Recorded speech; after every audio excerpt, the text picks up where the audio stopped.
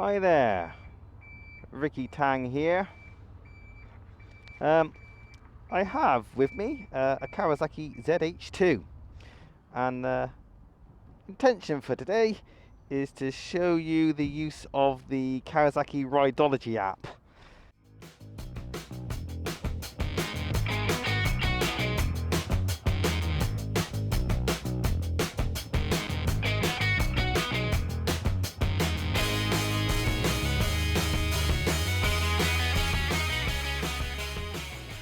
Now, to get into the main menu for the bike settings and to get to the Bluetooth settings, I need to hold down the select button here on the switch gear. There we go. Going down, mode, forward. Oh, select. Oh, Bluetooth. On. Oh, there we are, ZH2. Hit connect. In fact, you can see my phone now is listed on the display there. So let's have a look. But we have got the data that we need. There we go, 299 miles on the clock now. Plenty of fuel. It's doing 37 miles per gallon. Lean angle, left and right, 37 degrees. Might see if I can get any further over than that today. Probably can't. This is kind of a second date, this ride, because I wanted to put the Rideology app through its paces. So I needed a bike that had, a lot of the functions that work with Rideology, like route mapping and playing with the traction control settings and all that sort of stuff. But also, when I first rode the ZH2, I didn't do a great job of finding a good route. I didn't get on many decent roads, so I wanted a second chance just to throw it down some A roads. See how it handles. Oh, let's take it down one of the worst roads I know locally for bumps. See what it's like. See if it's sharp or whether it's well damped. Oh, it's a bit stiff.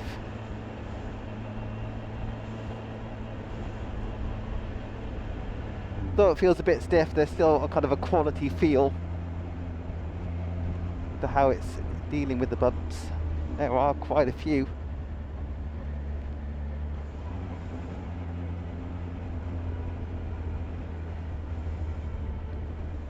But the other side of this is the throttle response is well controlled. It's not being snatchy, and it's got every right to be 20 miles an hour in second behind this car. We've got our lean angle on the display, which is nice. Best not to look at that too much though. I'll concentrate on the road.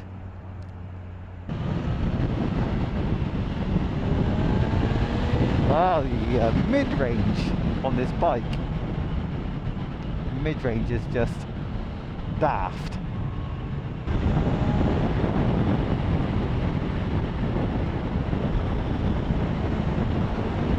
Let's see if we can get this bike moved over.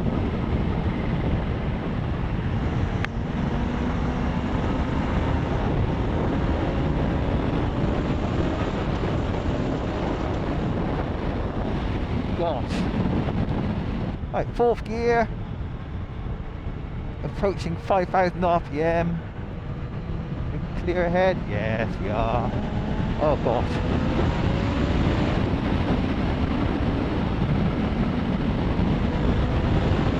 You've really got to hang on.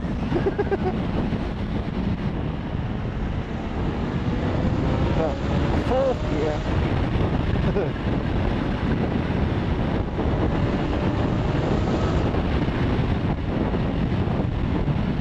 Fourth gear is just beautiful. Third gear, I don't even want to use it. The problem is especially if you're in the honeymoon period, you want to accelerate, but if you're accelerating around a bend, then you're kind of losing steering control somewhat. So it's not a clever thing to do.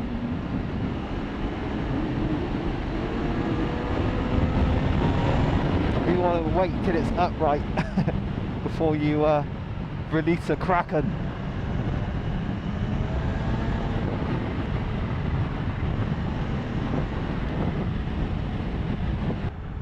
Okay, let's calm down.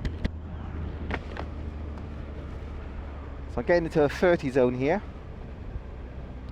It says 30 on the clock, or 29, 28 on the clock, but I'm still in 6th gear. 2,000 RPM. Does it pull? Oh, that is so tractable. Sorry, I broke the 30 limit there. But that is unbelievably smooth. So, we can see with the rider setting, KRTC1, power mode F. I've got the same thing now on the rider app screen, on the Rideology app screen. So what I'm going to do here is just show you. I'll set that to, let's say, 3. And then say send settings. Yes. Bike says, are you sure? Cancel or apply. Got to push down to apply. Press select. Now KRTC is on 3. Now I'm going to set that back to 1 on the bike. Select on the right here. Come down. Select. Put that up to 1. Select. Go down. Apply. But it doesn't update the app automatically. I've got to download settings from the bike to update the option. And now the KRTC is back on 1. Cool. Unfortunately, this bike hasn't got electronic suspension, so I can't play with the suspension settings. You've got quick shifter on and off. And that's about it for this bike.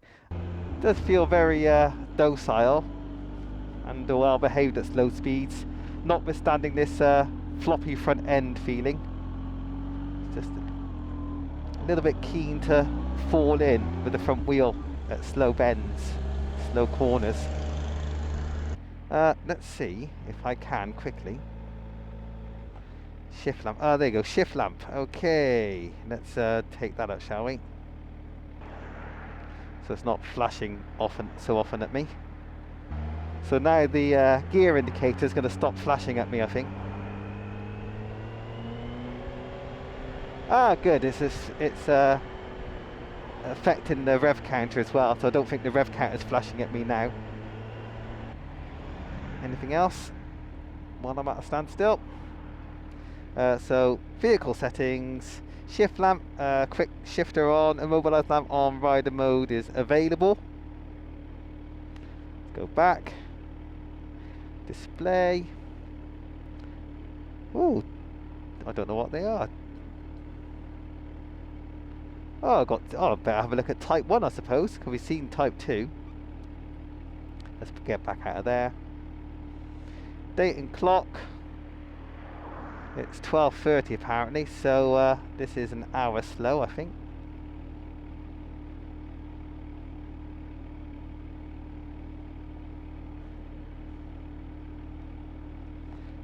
Back out of there. Service details, what's that saying? Miles till? Yeah, okay, let's back out of there. No, that's not interesting. Bluetooth we know a bit about. My phone is connected. Excellent. Units. Miles per gallon UK and miles per hour. Awesome. Oh, that's about it. The display here doesn't look really any different. Wonder what was different again. It's on type 1 now. Let's put it down to type 2 and back out of here. Oh yeah, the rev counter's a bit bigger on the other display type. See, traffic jams have got their uses. But you don't get to see the lean option now. I don't believe it. I've got the economy indicator. The to tell me that I'm riding economically. I'm not going to see much of that in the next 10 miles or so.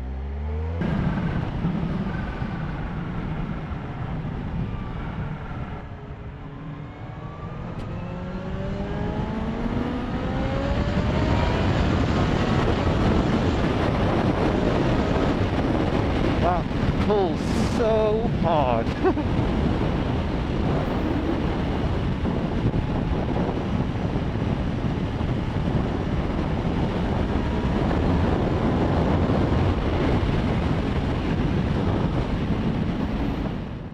The problem that you got is if you're accelerating hard, leant over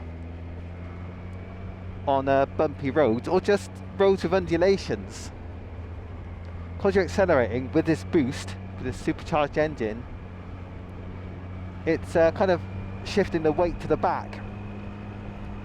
Now the front has not become too unstable yet, but it does flap a little bit because you're accelerating. It's all your fault.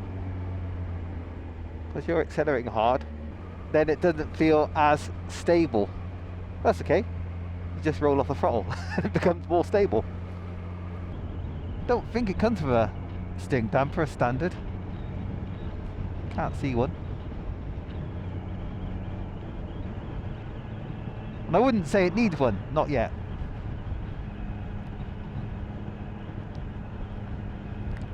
I think you just have to pick your moments when it comes to opening that throttle wide.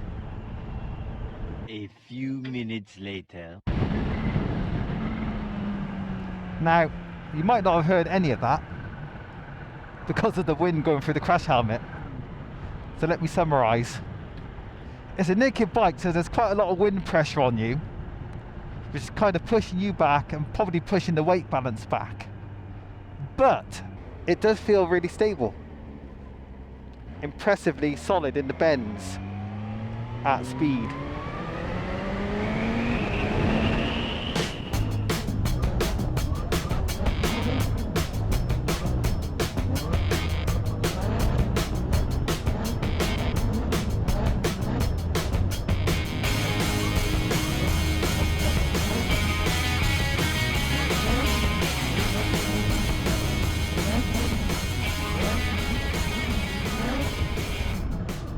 What a machine.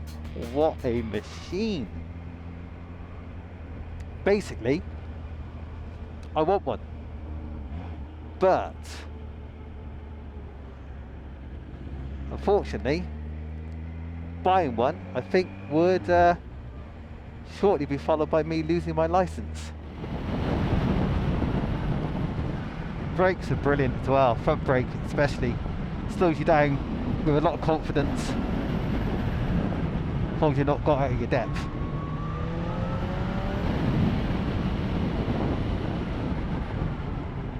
Oh, had ABS kick in then on the front. When it did, it kind of let the front brakes off quite a bit. But I did do that on purpose, the heavy braking, so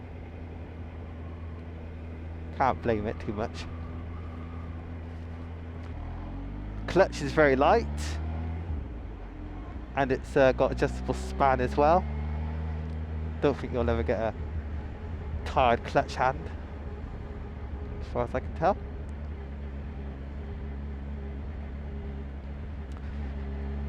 When you're pootling along like this, you are just kind of sitting pretty upright. It's a slight forward lean. So you can do the slow stuff for ages.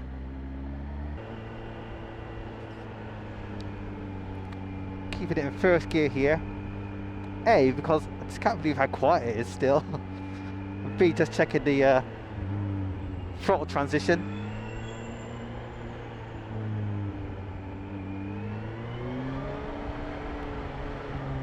If you roll on and off smoothly, then so does the bike. On some bikes you try and roll on and off smoothly, but the electronics take over and kind of cut the fuel and make it a bit jerky. This isn't jerky unless you're quick with the throttle, the way you wind it on and off. I can just about, actually no, it's actually fairly easy. I can get both feet flat on the floor, which was, I'm not sure if I managed that last time as my legs stretched.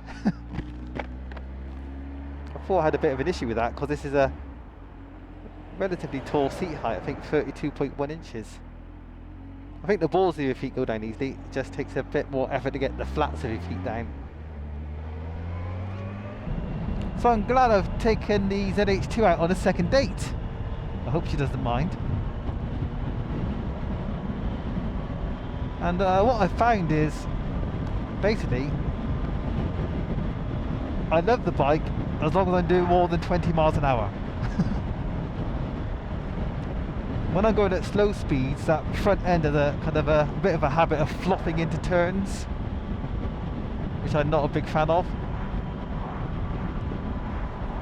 I even checked the tyre pressures earlier on just to double check that they're within spec, and they are. No biggie, you can get used to it, I just wish it didn't do it. And the other thing I'm not a fan of is just the weight, the feeling of weight when you get this bike off its side stand. It feels so heavy. And as I mentioned before, the H2 SX is a heavier bike, but for some reason it feels lighter when I'm pushing it around and when I'm getting it off the side stand. That is confusing. My range has just gone to 0, but just now my range actually said 29 miles, now it says 0 within a space of about 3 or 4 miles. It's a bit weird. So I shall ride with a little bit of restraint now. But that's okay because I've pretty much had as much fun as one man can handle for the day. This bike is preposterous. Yeah, this bike is really very nice. I think I'm falling for her, guys. But if I was in a position to actually buy this, I think I just have to have another run on an H2SX. I'm not quite sure which riding style I would like more, whether it be sport touring or fully naked. I'd have to have a back-to-back.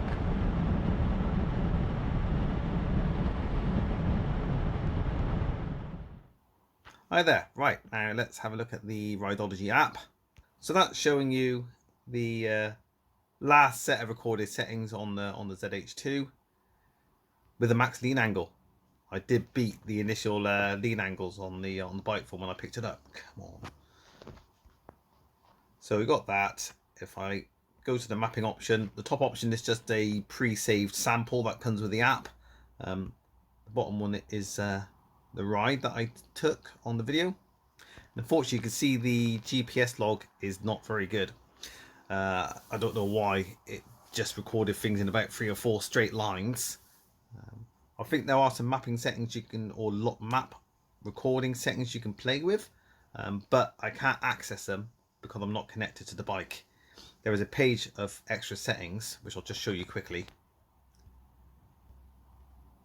Things you can play with, which might help me improve the logging with GPS, but I can't access them at all because I'm not connected to the bike. So let's go back here to the ride. So we can see the distance I traveled, or at least the distance I logged, miles per gallon, speed, lean angle. If I scroll to the right, we got the actual data log. So what I'm going to do there is set the speed where it says X1 on the map. I'll set the speed to times 50 for starters and press play. You can see at the bottom the trace going up and down all over the shop. Let me just pause it. So yeah, there's my log at times 10. So you can see the light blue one is the easiest one to see perhaps, which is just a straight line at the moment. It's just my gear trace, so just following my gear position, that is all. If I pause it, you can actually turn these individual ones on and off as well. So you got the gear indicator at the top, you got current miles per gallon. I don't know if you can change that to imperial, so it's doing kilometers per litre actually. Water temperature, boost temperature, just scrolling along, RPM going up and down, speed, that's in kilometers per hour, throttle position, boost pressure, and brake pressure. I suppose that's in kilopascals. I don't know, that's a bit of a guess. It kind of looks like kilopascals, but I could be really wrong on that one. So the only thing which is a bit of a shame about the log is, as far as I know, you can't export it from the app. It doesn't connect to a website portal which you can go and access the data. So bit unfortunate, very unfortunate in fact, because I'd love to be able to get the information out of this app and just put it somewhere else on a web page or something, or just be able to view it on a computer and not just use your phone. Anyway, yeah, that's all from the Rideology app for now. God, you'd get through so many tyres on this bike. If you did quite a few miles a year, but you didn't earn that much money,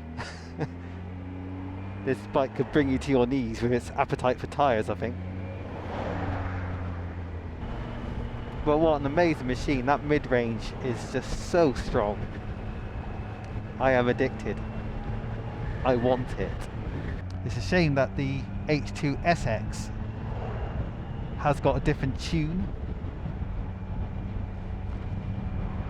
Because I have a feeling I might actually prefer the way the SX rides over this bike. But I think I prefer the power delivery of this bike over the SX. So what I'd like is the SX with the tune of the ZH2. I can't be sure, that's why I'd have to ride it again.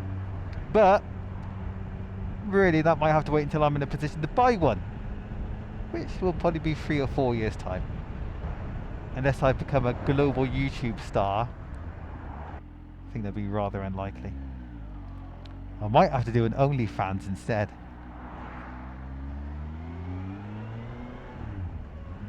See how much money I get for using a dildo on myself.